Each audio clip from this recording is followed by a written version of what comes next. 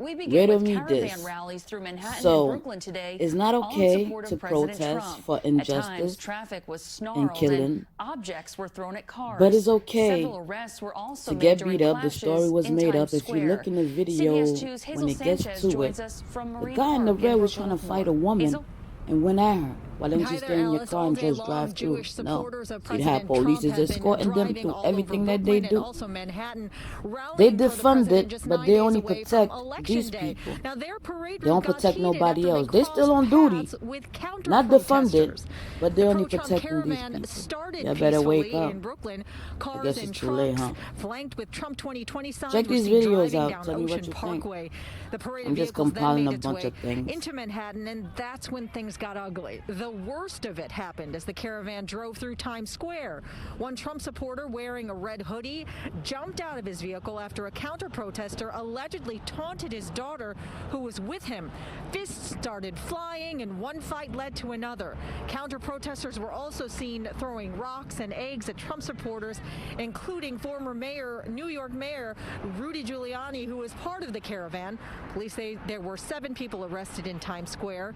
The parade continued on back to Brooklyn, where participants blocked traffic on the Brooklyn Bridge, and then it ended with a rally in Marine Park, Brooklyn. Hundreds of Trump supporters crowded in the park to show their allegiance. Now, police tell us 5 men and 2 women were arrested in Times Square. So Their do you charges see are how still pending. when As you saw, protesters many is getting police beat up officers and were out killed there is breaking okay? up the fights, but we're told But none these of the people could officers was illegally injured. We're live hold in up Marine on the Park, Brooklyn. freeway, Hazel Sanchez. block traffic, and run a bus Okay, folks. or intimidate a This bus is to go off the road. Trump train, It's okay. And hundreds these of people them, think it's funny. Look how he's loading up on the laughing. 35, They think this is funny. and they're all following this Biden Harris bus. Funniest thing I've ever seen, man. They're like chasing him. This is in New Braunfels right now, and they're like, they got, look at this. They're like literally escorting him out of town on the Trump flags. Oh my God, this is the funniest thing I've ever seen. They're like hundreds of them. They're escorting him out. Check out police. Look at this. They're How they trying to escort this car Move this goddamn through motherfucking this car. crowd of people. Fuck that nigga. Get that So shit that way right. the Get the fuck out of our caravan hood. can go Hey, through the hey. And Get look the at fuck the out of our people hood, saying, nigga. not through here, not today, sir. Get out of our And look hood, at how nigga. old folks is getting pissed off, like, not today, sir. Get out This our is how hood. we need to be, unity. Get out our hood, bro. Get out our hood, bro. Hey, get out our hood, bro. Hey, what's up, man? Y'all, what's up, man? This how it's going down? This how it's going down? Y'all gonna let them come through our hood like that, man? It's our hood, bro. This our neighborhood. Y'all gonna let him come in? Hey, that's disrespectful what he doing, bro. He can't come to our hood like that. Man, that's disrespectful, bro. Y'all just gonna let us get rid, man, come on. Yeah, fuck 12. Fuck 12. For real. Y'all some hoes. Let that nigga come down here like that. Now, you not coming down here. He gotta go that way. You gotta go that way, bro. Hey, you gotta go that way, homeboy. You better go that way. You better go that way. You're not coming to our hood. Yeah, you ain't coming to our hood with that. Yeah, you going that way, homeboy. This what y'all want for work? This what y'all want? No? You see him? Yeah.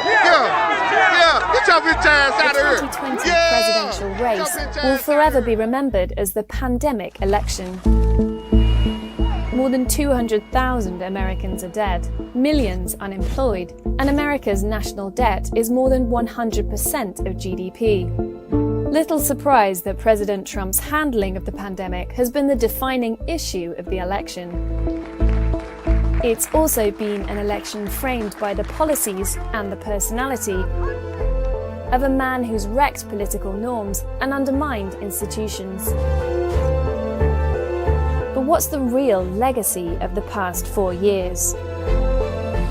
The Economist US team has been following the twists and turns of Trump's presidency. Here's their analysis.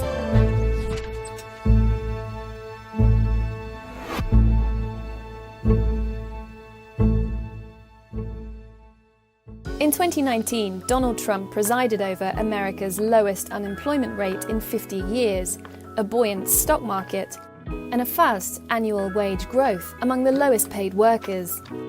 The economy was booming, just as he'd promised. I have made billions of dollars in business-making deals. Now I'm going to make our country rich again. Trump's tax cut bill was signed within a year of taking office, cutting corporate tax from 35% to 21%, and decreasing taxes for around 65% of working Americans in 2018, but particularly for the rich. If you look at the tax cuts and what they actually did, they were fairly regressive. I think it's certainly the case that if you inject funds into the economy by cutting taxes, then that's going to give the economy some juice. That had something to do with the economy's health in the run-up to the pandemic. Trump's tax cut splurge helped America's GDP grow faster than expected compared with the rest of the rich world. It also meant it had a bigger budget deficit going into the COVID-19 crisis. When the pandemic hit, Congress implemented the world's largest fiscal package. The Senate did unanimously approve an historic $2 trillion relief bill. They'll sign the single biggest economic relief package. At the moment, while the economy is really struggling, there's no sign of inflation. Interest rates are very, very low. There are no signals really out there saying that you need to stop borrowing right now. America's grim experience of COVID-19 triggered a deep recession, but it will still probably be the best performing G7 economy in 2020.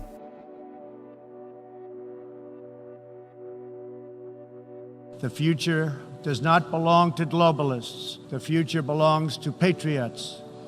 The future belongs to sovereign and independent nations. President Trump promised to put America first, an anti-globalist stance which he wasted no time in implementing, pulling America out of 10 international organizations or treaties. He promised to renegotiate all of America's trade deals. His tactics seemed to be threatening other countries with tariffs and essentially trying to squeeze concessions out of them. The fact is, NAFTA has been a disaster for the United States, a complete and total disaster. His critics said that this is a very, very dangerous strategy because the risk is you toxify politics in the other countries that you're dealing with. And so if you enter a negotiation essentially promising to bully the other side into submission, the risk is it just kind of blows up in your face. Yet, clearly, there were all these deals. He renegotiated a deal with Mexico and Canada and a deal with South Korea. And then there's China. Starting in 2018, America waged a trade war with China. The average tariff rate on goods travelling between America and China has since more than tripled. If Trump came in promising to, in some ways, reset the relationship with China, when it comes to trade, he has managed to do that. We can disagree about whether all of it is in a good way, but he's reset it. The two countries agreed the first phase of a trade deal in January 2020, which included an agreement from China to lift some trade barriers and to buy certain American products. But right now, it doesn't look like China will meet those commitments.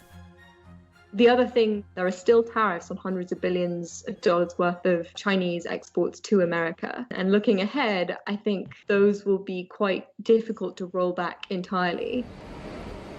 The US-China relationship has been changed, and in a way that is not going to be very easy to reverse, certainly not politically.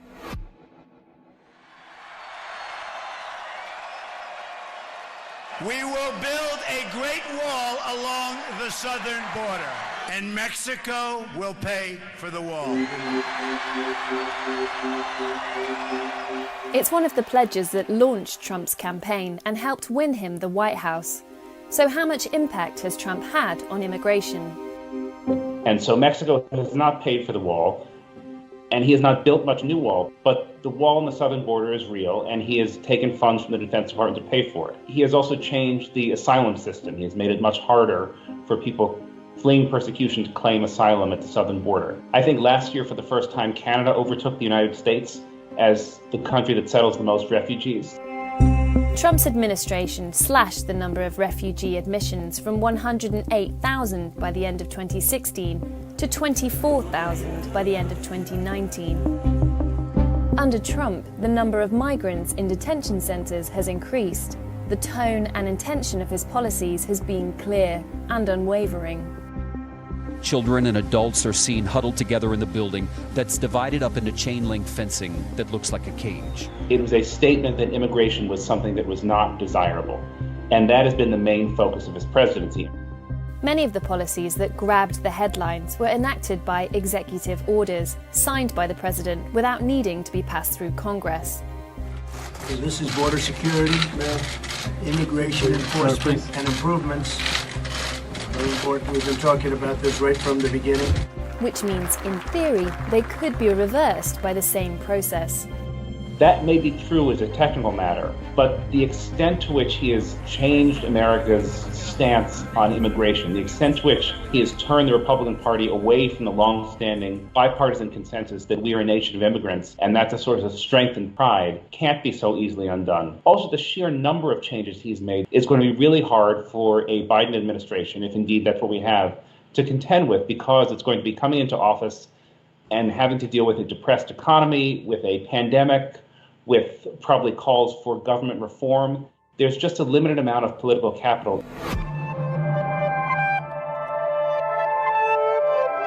So Obama's talking about all of this with the global warming and that a lot of it's a hoax. It's a hoax, a lot of it. Trump announced America would withdraw from the Paris Climate Agreement. Though other countries have sought to move away from fossil fuels, Trump set about reigniting America's oil, natural gas, and coal industries.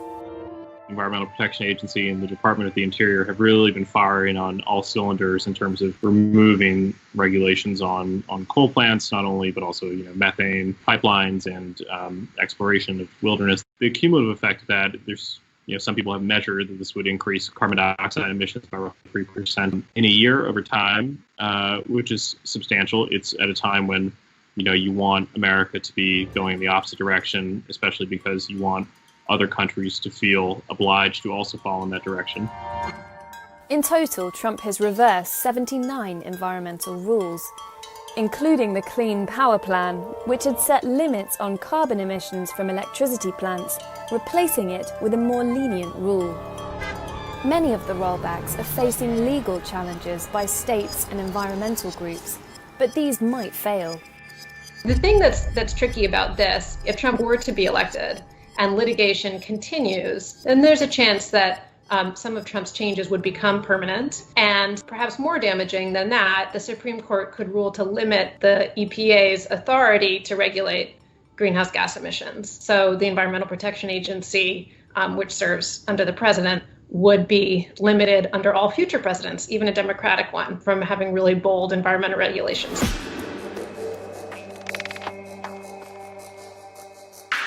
You know, when I got in, we had over 100 federal judges that weren't appointed. It was like a big, beautiful present to all of us. Trump has appointed 217 federal judges, including 161 to district courts, 53 to courts of appeal, and 3 to the Supreme Court. It is my honor to nominate Amy Coney Barrett. In all, Trump has appointed more than a quarter of the judiciary. He's moved faster than any president in their first term for 40 years. The appointment or elevation of so many conservative judges is already reshaping American law. Many will sit for life, so the impact, not least in limiting the scale and scope of government legislation, could be felt for decades to come. Probably most pronounced are going to be at the Supreme Court. There's this sort of long-standing worry that Roe versus Wade, which is the Supreme Court case that gave women a constitutional right to an abortion, will be limited even further. Some people think it might even be repealed entirely. There's another challenge to the Affordable Care Act up before them on November 10th. There's also a lot of fear about things happening along any of these dimensions that could hamper a sort of subsequent Democratic administration, which is likely to try and use the machinery of the administrative state to sort of achieve its policy ambitions. And the idea is that a very sort of Trump-heavy Supreme Court and Trump-heavy courts generally are just going to limit that quite a lot.